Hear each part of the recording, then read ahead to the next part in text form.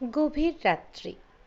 মশারির মধ্যে শুইয়া শ্রীমতী সুনন্দা একটি পত্রিকায় আত্মসমর্পণ করিয়াছেন। পাশেই শ্রীযুক্ত তমালকান্তি পাশ বালিশ জড়াইয়া ধরাইয়া নাক ডাকাইতেছেন। বলা বাহুল্য হইলেও বলিব, উহারা স্বামী স্ত্রী। 1 বৎসর হইলেও বিবাহ হইয়াছে, সন্তানাদি এখনো কিছু হয় নাই। সুনন্দা রোজই এইরূপ করে, অর্থাৎ শুইবার সময় একখানা বাংলা বই লইয়া মাথার শিয়রে আলো জ্বালাইয়া বিনিদ্র নয়নে পড়িতে থাকে। তমালকান্তিও রোজ এইরূপ করে, অর্থাৎ নির্বিবাদে ঘুমায়। মাসিক পত্রিকার পাতা উল্টাইতে উল্টাইতে হঠাৎ সুনন্দার নজরে পড়িল একটি গল্পের নাম গল্প নহে। আশ্চর্য নাম তো, লেখকের নাম নাই। সুনন্দা পড়িতে শুরু করিল। পড়িতে পড়িতে ক্রমশ সুনন্দার মন নির্মলা নাম্নী মেয়েটির জন্য ব্যাকুল হইয়া উঠিল। বিশ্বনাথ ছোকরাটির উপর সুনন্দার প্রথমটা রাগ হইয়াছিল, কিন্তু সে রাগও বেশিক্ষণ টিকিল না।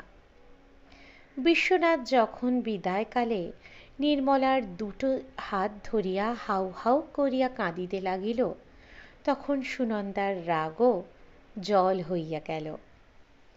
বিশ্বনাথ নির্মলাকে পাইল না, পাইল কাদম্বিনীকে। গল্পটি সংক্ষেপে এইরূপ। বিশ্বনাথ নামক যুবকটি গ্রীষ্মের ছুটিতে মাতুলালয়ে বেড়াইতে গিয়াছিল। সেখানে অন্য কোনো কাজ না থাকায় বিশ্বনাথ পুষ্করিণী তীরে গিয়া আড্ডা গাড়িল। উদ্দেশ্য মাছ ধরা। একদিন ফাতনার দিকে চাহিয়া চাহিয়া বেচারার প্রায় অন্ধ হইবার জোগাড় হইয়াছে। এমন সময় এক কাণ্ড ঘটিয়া গেল। ফাতনা ডুবিল এবং বিশ্বনাথ মরিয়া হইয়া প্রচণ্ড এক খ্যাঁচকা টান দিয়া বড়শি তুলিয়াই একেবারে অপ্রস্তুত হইয়া পড়িল। ওগো মাগো! সচকিত বিশ্বনাথ পিছন ফিরিয়া দেখে বড়শি একটি কিশোরীর কাপড়ে গিয়া আটকাইয়াছে। বলা বাহুল্য, কিশোরী আর কেহ নহে, নির্মলা। এই শুরু। তাহার পর ভদ্রভাবে যত প্রকারে প্রেমালাপ করা সম্ভব তাহা ইহারা করিয়াছে এবং করিত, যদি না বিশ্বনাথের মাতুল রঙ্গমঞ্চে অবতীর্ণ হইতেন। মাতুল মহাশয় তাহার সুপ্রচুর গুম্ফরাজির অস্তরালে ইষ্টধস্য হইয়া ব্যাপারটাকে যৌবন সুলভ বাতুলতা বলিয়া উড়াইয়া দিলেন এবং প্রতিষেধক স্বরূপ কাদম্বিনী প্রয়োগ করিয়া বসিলেন। বিশ্বনাথ প্রথমটা রুখিয়া দাঁড়াইয়াছিল, কিন্তু বিশ্বনাথ বেচারা একা কি করবে? সে বড়জোর মাতুলকে ঠেকাইয়া রাখিতে পারে, কিন্তু সমস্ত সমাজকে ঠেকানো তার সাধ্যাতীত।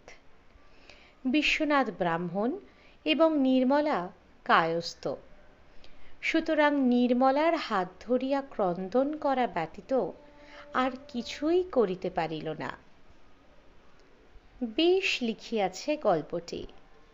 নির্মলার জন্য সুনন্দার ভারী কষ্ট হইতে লাগিল। আলো নিভাইয়া সুনন্দা যখন শয়ন করিল, তখন নির্মলার দুঃখে এক বিন্দু অশ্রু তাহার নয়নে টলটল করিতেছে। কি নিষ্ঠুর সমাজ! তাহার পরদিন সন্ধ্যাকালে তমালকান্তি আপিস হইতে ফিরিয়া আসিয়া দেখে তুমুল কাণ্ড। বেচারা ডেলি প্যাসেঞ্জার সকালে উঠিয়াই স্নানাহার করিয়া 8:57 লোকাল ট্রেনে আপিস চলিয়া যায়, আর 7:42 লোকাল যোগে ফিরিয়া আসে। সুনন্দার এমন ভাবান্তর ইতিপূর্বে সে লক্ষ্য করে নাই। মুখখানি তোলো হাঁড়ির মতো করিয়া সুনন্দা বসিয়া আছে। তমাল আসিয়া ঢুকিতেই সে উঠিয়া দাঁড়াইল। বাং নিষ্পত্তি না করিয়া গাঢ় গামছা আগাইয়া দিয়া চায়ের ব্যবস্থা করিবার জন্য রান্নাঘর অভিমুখে চলিয়া গেল। মুখে একটিও কথা নেই। জামা জুতো ছাড়িতে ছাড়িতে তমাল ভাবিতে লাগিল, ব্যাপার কি। মিনিট পাঁচেক পরে এক পেয়ালা গরম চা হস্তে সুনন্দা প্রবেশ করিল।